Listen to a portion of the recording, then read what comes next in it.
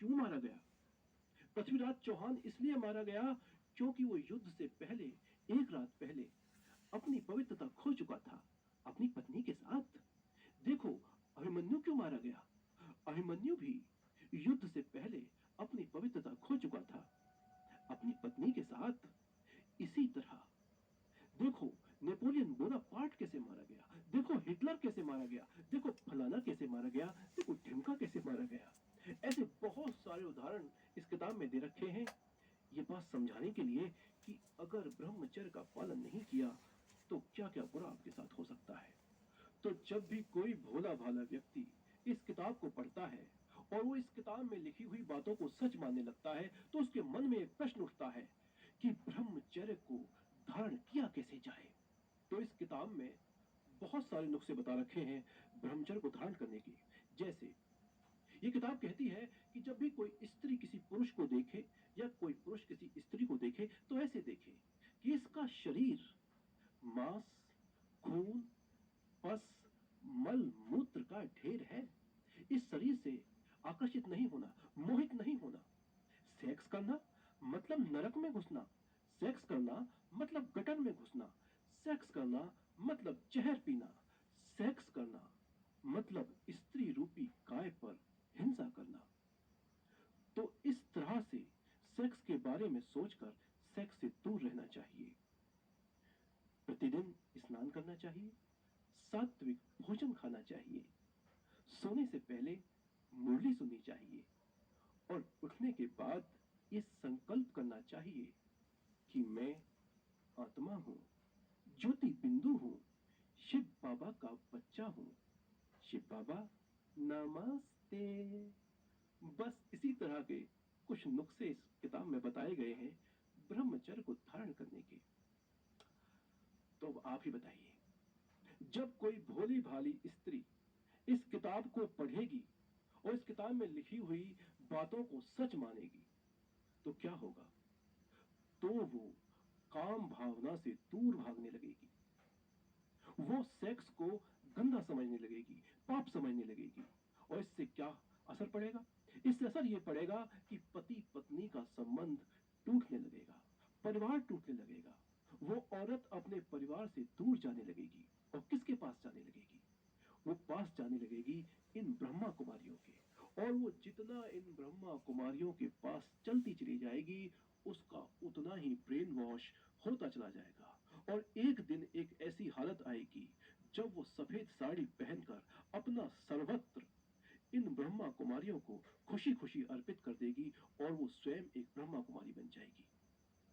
तो इस पूरे प्रकरण में किसका फायदा हुआ और किसका नुकसान हुआ? नुकसान हुआ उस परिवार का जिसने एक सदस्य खोया और धन खोया, संपत्ति खोई। और फायदा हुआ उन ब्रह्मा कुमारियों को जिन्हें एक सदस्य भी मिला और उसके साथ दान दक्षिणा भी मिली।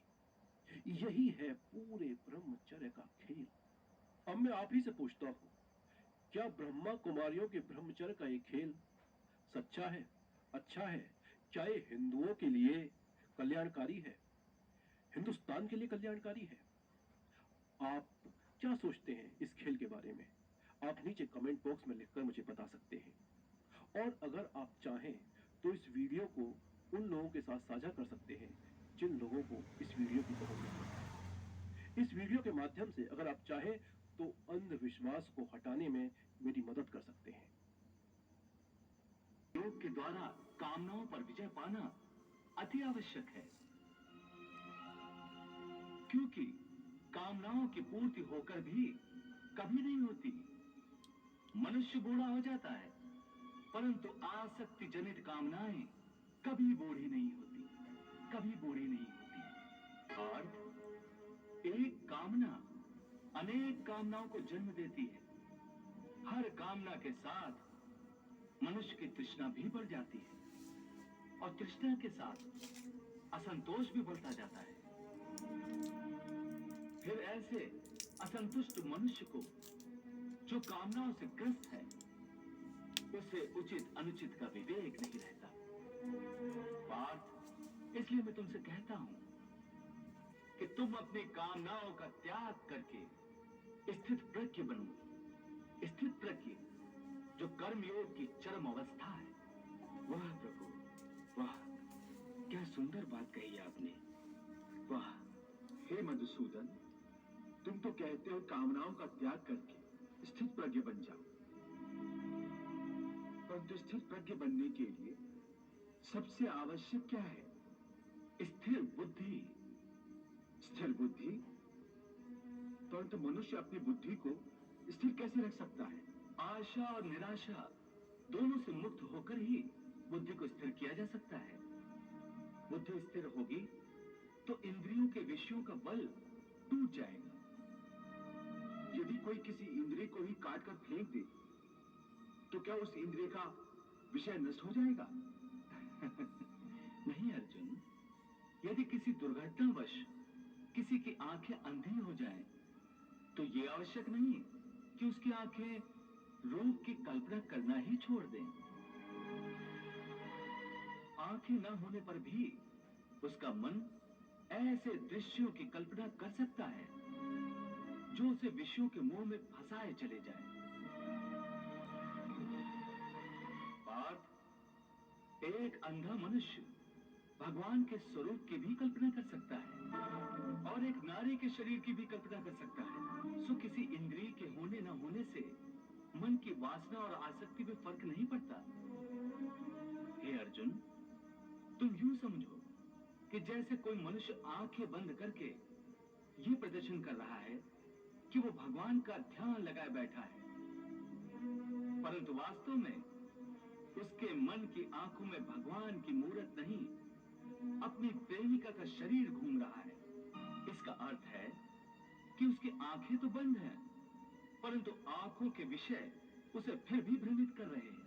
हे अर्जुन, कई लोग अपनी इंद्रियों पर बड़ी कठोरता से निग्रह करने के लिए बड़े कठिन व्रत और उपवास रखते हैं।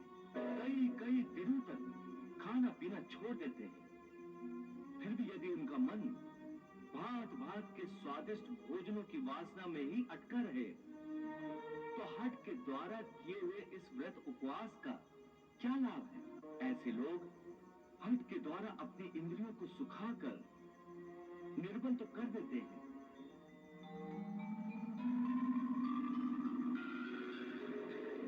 परंतु इससे विषयों की आसक्ति का त्याग नहीं हो सकता।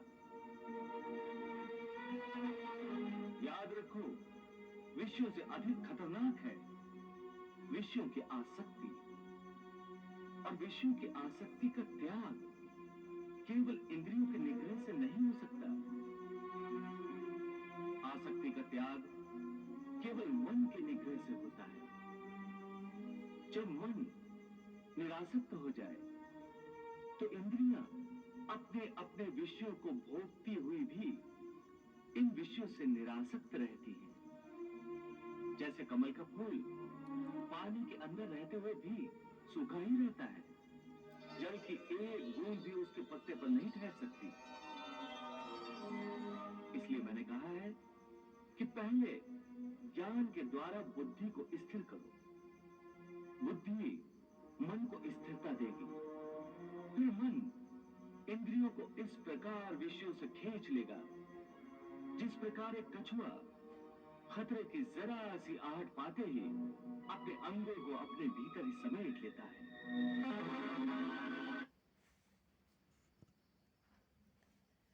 भगवान श्री कृष्ण काम वासना से कैसे मुक्ति पाए युक्ति बताई है, और आज की कलियुगी मनुष्य का सोच देखिए कितना बोल रहा है काम के लिए।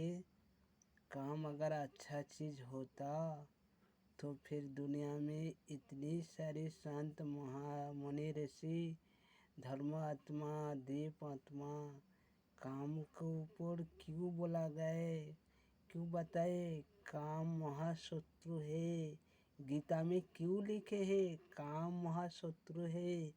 सब झूठ है, और वो जो बात कह रहे हैं उसका बात सच है। काम कितना मूर्ख है इंसान, काम वासना में झूले हुए हैं, इसलिए तो उनका मुंह काला हो गया। ओम शांति। मैं कुछ नहीं बोलना चाहती हूँ। वो अगर इस वीडियो देखे तो उसको थोड़ा ज्ञान आ जाएगी, क्योंकि काम वासना कोई एक इंसान का बात नहीं है, बहुत मुनि ऋषियों की बात है। बहुत जैसे बुद्धों ने कहा है, जैसे शंकराचार्य ने कहा है, जैसे अभी से वासुदेव कृष्ण भी कहा है, बहुत बहुत देवात्मा धर्मात्मा ने कहा है। मैं उनको और कुछ नहीं बोलना चाहती हूँ, वो तो वीडियो देखेंगे समझ पा जाएंगे। मेरे तरफ से अगर कोई भूल बात उनसे कह दी होगी तो हम पहले उससे माफ़ी मांग लेते हैं। ओम शांति।